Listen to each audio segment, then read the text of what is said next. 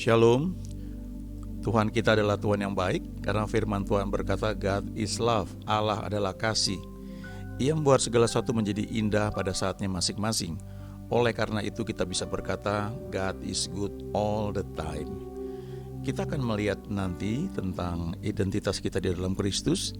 Tapi sebelumnya kita nyanyikan satu lagu. Ya, ku tahu hidupku adalah penyembahan. Kau ciptakanku dalam kemuliaan-Mu. Ku tahu hidupku berharga di mata-Mu. Segenap hidupku persembahkan. Pujian dan syukurku ku bawa padamu. Dengan rendah hati ku persembahkan.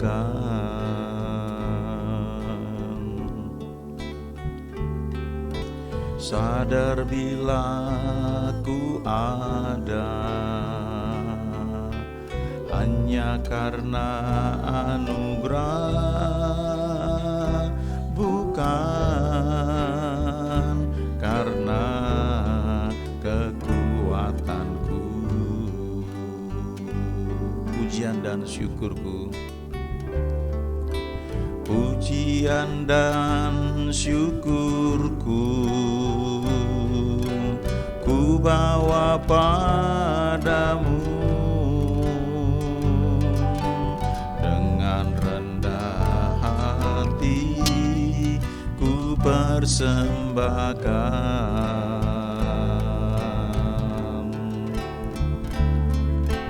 Sadar bila ku ada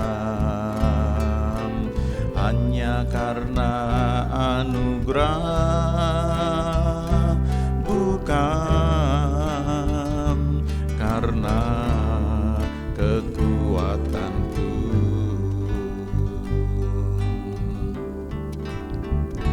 Ku tahu hidupku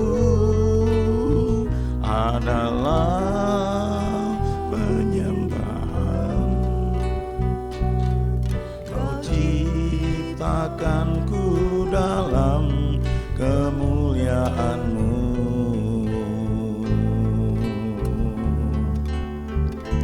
Ku tahu hidupku berharga di mata-Mu. Segenap hidupku persembahkan.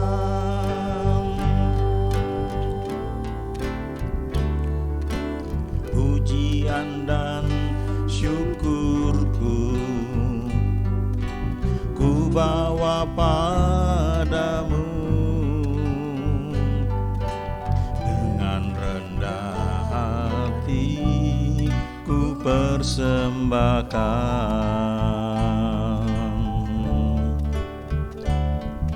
Sadar bila ku ada hanya karena anugerah, bukan karena kekuatanku.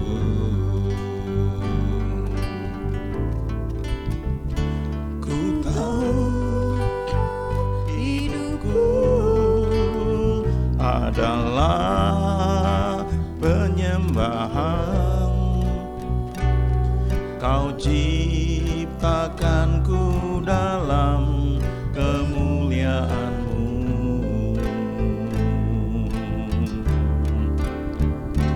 Ku tahu hidupku berharga di mata-Mu. Segenap hidupku persembahkan. Ku tahu hidupku adalah penyembahan. Kau ciptakanku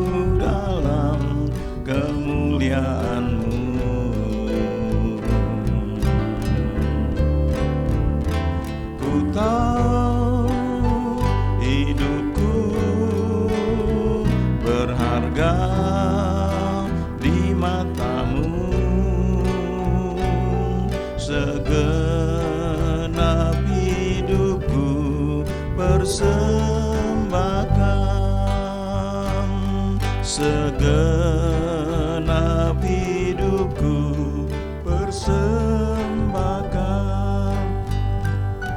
segenap hidupku, persembahkan.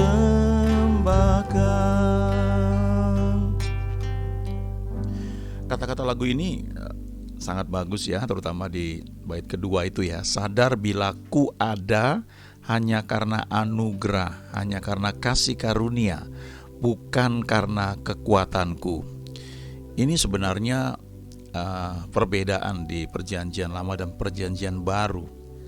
Alkitab berkata hukum Taurat datang lewat Musa, tapi kasih karunia dan kebenaran datang lewat Yesus ya. Kita dibenarkan karena kita percaya pada Yesus.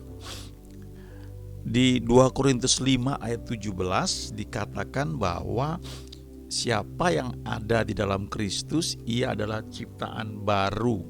Yang lama sudah berlalu, sesungguhnya yang baru sudah datang. Apa itu yang baru? Yang baru adalah rohnya ya. Alkitab berkata manusia terdiri dari roh, jiwa, dan tubuh. Waktu kita terima Tuhan Yesus, kita menjadi ciptaan baru. Roh kita menjadi roh yang baru.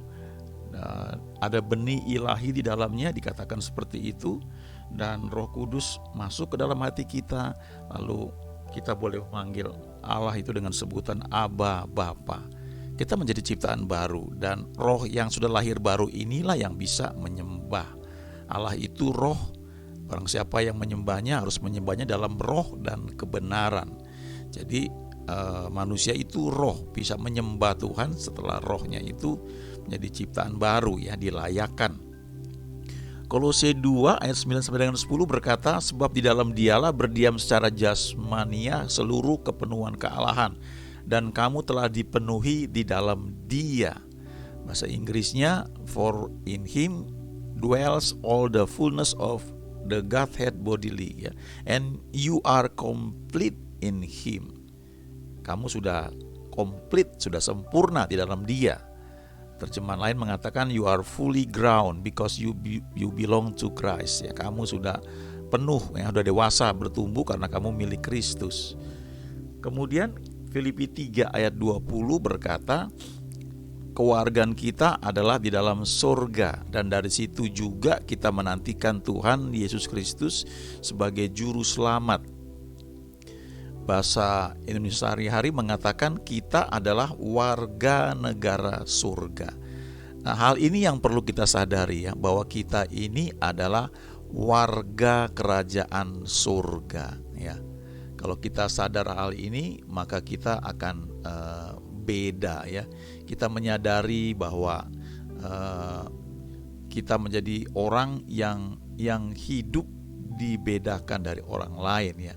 Kita bisa bekerja, kita bisa melayani ya, kita bisa melakukan aktivitas kita di dunia ini, tapi juga ada hukum-hukum surgawi yang mengatur kita ya, yang membackup kita ya. Hukum-hukum surgawi ini perlu kita pelajari supaya kita bisa maksimal ya menikmati apa yang Tuhan memang sudah sediakan buat kita, dan kita juga bisa melayani dengan cara Dia.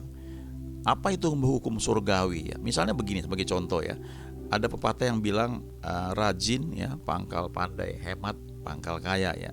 Hemat pangkal kaya, rajin pangkal pandai. Jadi kalau orang hemat dia akan menjadi kaya. Tapi ada ayat di kitab Amsal yang berkata ada yang menyebar harta tapi bertambah kaya, ada yang menghemat secara luar biasa namun selalu berkekurangan. Lalu dikatakan siapa banyak memberi berkat, ia akan diberi berkat. Jadi ini kelihatannya beda, bertentangan ya.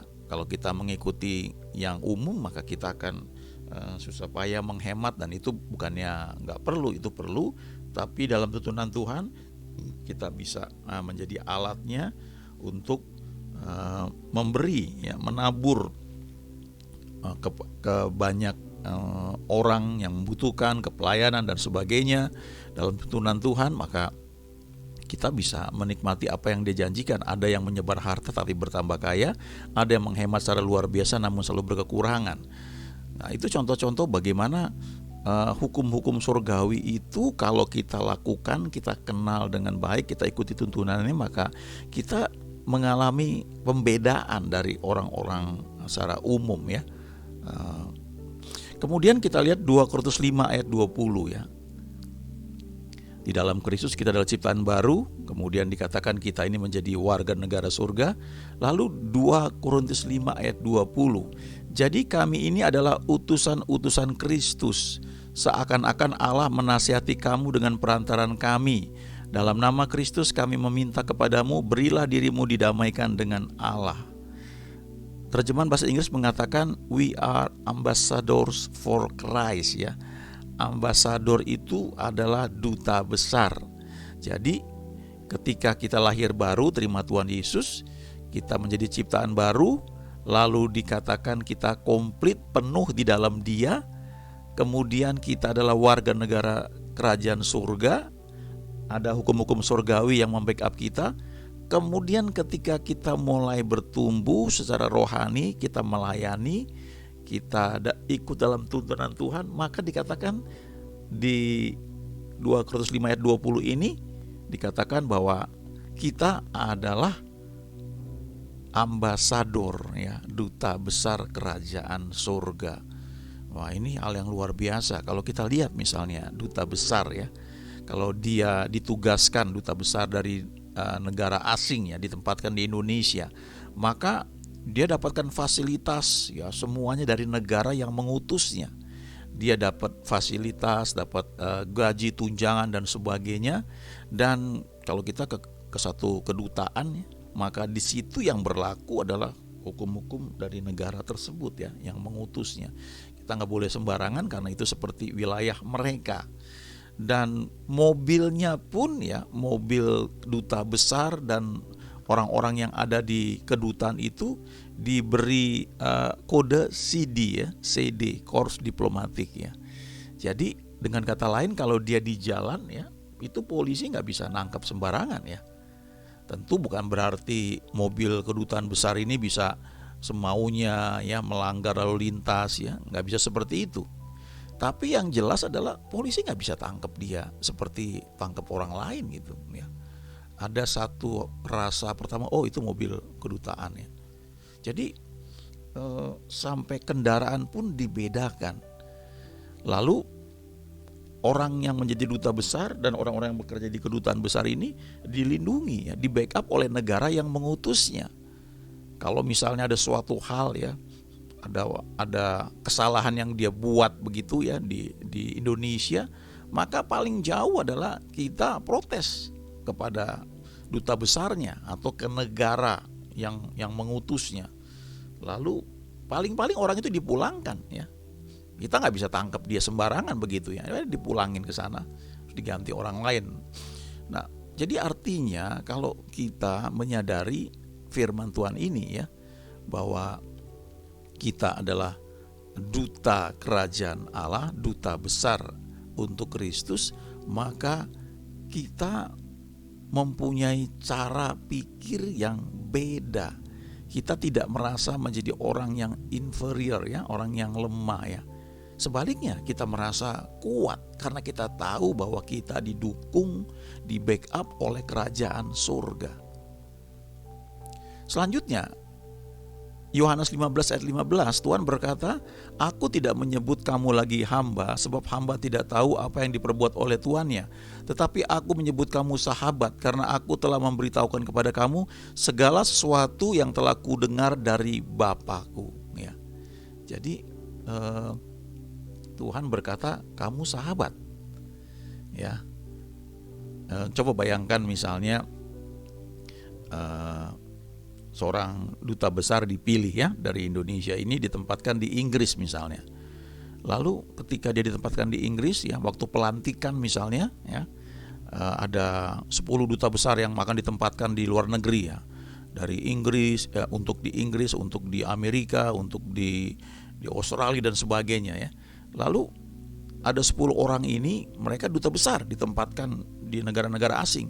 Tapi salah satu dari duta besar yang mau ditempatkan itu, dia tidak hanya duta besar, tapi dia kenal dengan presiden ya, yang mengutusnya. Dia sahabat ya. Maka setelah acara selesai pelantikan, maka hanya satu orang ini yang merupakan sahabat dari presiden, yang mungkin setelah selesai diajak ke dalam ruangan pribadinya, ngobrol santai ya. Terus membicarakan hal-hal yang sifatnya mungkin bisa pribadi ya. Hal-hal yang orang yang tidak punya status sebagai sahabat itu nggak bisa alami. Nah, kita perlu sadari hal ini ya, bahwa kita ini bukannya ciptaan baru, kita warga kerajaan surga, lalu kita ini duta besar kerajaan surga, tapi lebih dari itu kita adalah sahabat dari Tuhan. Yakobus 2 ayat 23 berkata, dengan jalan demikian genaplah nas yang mengatakan, lalu percayalah Abraham kepada Allah, maka Allah memperhitungkan hal itu kepadanya sebagai kebenaran. Karena itu Abraham disebut sahabat Allah. Sekian ribu tahun yang lalu Abraham percaya kepada Allah, lalu dia disebut sebagai sahabat Allah. Abraham gak sempurna ya, tapi dia percaya kepada apa yang Tuhan katakan, lalu dia disebut sahabat Allah. Di perjanjian lama itu ada setidaknya dua nama ya yang dikenal ketika orang berdoa. Yang pertama adalah Daud, yang kedua adalah Abraham. Sehingga dalam doa kadang-kadang nama ini disebut ya. 2 Tawarik 20 ayat 7 misalnya. Bukankah engkau Allah kami yang menghalau penduduk tanah ini dari depan umatmu Israel dan memberikannya kepada keturunan Abraham sahabatmu itu untuk selama-lamanya ya. Jadi pada perjanjian lama tuh orang kadang-kadang pakai nama ini ya untuk berdoa. Di perjanjian baru hanya nama Yesus, dan nama Yesus di atas nama Abraham, di atas nama Daud ya. Dan lewat nama Yesus lah kita punya akses ya untuk doa-doa kita. Itu sebabnya kita berkata dalam nama Yesus kami berdoa ya. Kita mengatakan hal itu karena nama ini yang menjadi akses ya untuk kita menerima apa yang Tuhan janjikan bagi setiap orang percaya. Menyadari bahwa kita sahabat Tuhan itu membuat kita itu beda ya. Kalau kita melayani Tuhan, kadang-kadang tanpa sadar kita berpikir ya melayani Tuhan itu habis-habisan ya. Ada lagu yang mengatakan ya, kerja buat Tuhan selalu manise ya, biar tanpa gaji selalu manise ya. Lalu dikatakan ayo kerja buat Tuhan, sungguh-sungguh senangi ya. Membuang diri ke ladang Tuhan, kerja buat Tuhan selalu manis ya. Itu di satu sisi mungkin menunjukkan kesungguhan waktu kita bekerja melayani kepada Tuhan. Kita gak hitung-hitungan ya, membuang diri ke ladang Tuhan. Sepertinya ayo kita berserah total ya untuk melayani Dia. Tapi ada image yang lain, sepertinya melayani Tuhan tuh susah banget ya. Mesti habis-habisan ya, mesti kayaknya makin gak punya apa-apa tuh makin rohani ya. Lalu tanpa gaji ya. Lalu kita tanpa sadar kita pakai kekuatan kita tuh jadi ukuran kita. Wah, orang ini rohani loh, dia melayani Tuhan gak digaji, dia hidup tiap hari juga makan dia susah, dia sungguh-sungguh melayani Tuhan. Apakah seperti itu ya? Kalau dikatakan kita ambasador ya, kita duta besar kerajaan surga, apakah seperti itu? Coba lihat misalnya, katakanlah kedutaan besar Amerika, itu negara yang besar ya, negara yang maju. Apakah duta besarnya hidupnya kekurangan?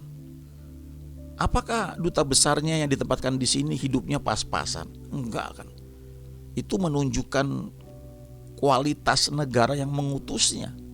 Nah, sekarang kalau dikatakan kita duta besar untuk Kristus, kita duta besar kerajaan surga, apakah kalau kita nampaknya selalu kekurangan, pas-pasan, apakah itu yang memang Tuhan inginkan ya? Coba kita renungkan ya. Kalau dikatakan kita duta besar kerajaan surga, maka seharusnya kita menikmati fasilitas yang penuh dari Tuhan ya. Memang ada yang namanya ujian persembahan hidup. Kita melayani Dia ya, kita ikuti Dia, tapi bukan berarti kita selalu kekurangan, nggak punya apa-apa, dan itu menunjukkan kita makin rohani. Enggak seperti itu ya. Karena dikatakan we are ambassadors for Christ ya. Lalu yang berikutnya, kalau kita menyadari bahwa kita sahabat Tuhan, maka ada hal-hal yang orang lain tidak alami, kita alami karena kita sahabat Dia ya. Pernah nggak kita renungkan bahwa menjadi sahabat Allah itu sesuatu yang sangat luar biasa ya. Di Yohanes 15 ayat 15 dikatakan, aku menyebut kamu sahabatnya. Tapi ayat 14 mengatakan, kamu adalah sahabatku jika kamu berbuat apa yang kuperintahkan kepadamu. Jadi artinya firman Tuhan berkata kita sahabat Tuhan. Tapi waktu kita melakukan apa yang Dia perintahkan kepada kita, itu menunjukkan bahwa kita adalah sahabatnya. Perwujudan dari kebenaran ini dari pihak kita adalah melakukan perintahnya, melakukan kehendaknya. Nah, kalau kita memang hidup ya, kita melakukan apa yang Dia perintahkan kepada kita, maka kebenaran ini bahwa kita adalah sahabatnya itu menjadi real ya, menjadi nyata, bukan lagi suatu slogan atau suatu ayat yang sering kita baca atau kita dengar, tapi itu menjadi fakta, menjadi kebenaran yang kita alami bahwa kita adalah sahabat Allah ya, atau sahabat Tuhan. Ada banyak hal yang kita bisa alami ya sebagai sahabatnya.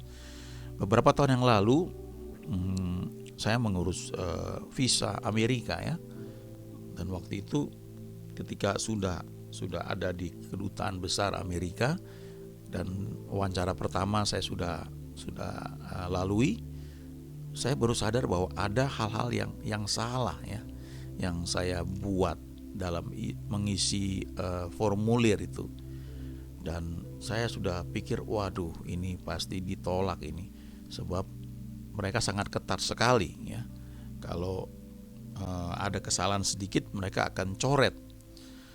Lalu ketika saya berpikir seperti itu, tiba-tiba saya ingat cerita mengenai Abraham. Dikatakan Abraham itu adalah sahabat Allah ya.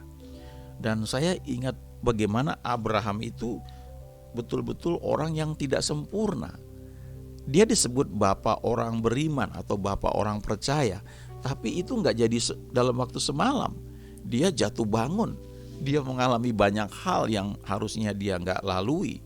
Misalnya dia mengikuti saran istrinya kawin dengan Hagar sehingga lahir Ismail. Lalu kita baca waktu Ismail lahir selama 13 tahun nggak ada firman buat Abraham. Lalu Abraham juga takut karena istrinya cantik, sehingga waktu mampir ke Mesir dia bilang sama istrinya, jangan kasih tahu kamu istri saya, kasih tahu bahwa kamu adik saya, saudara saya. Jadi gara-gara itu istrinya diambil sama Firaun ya, mau dijadikan permaisuri, mau dijadikan istri.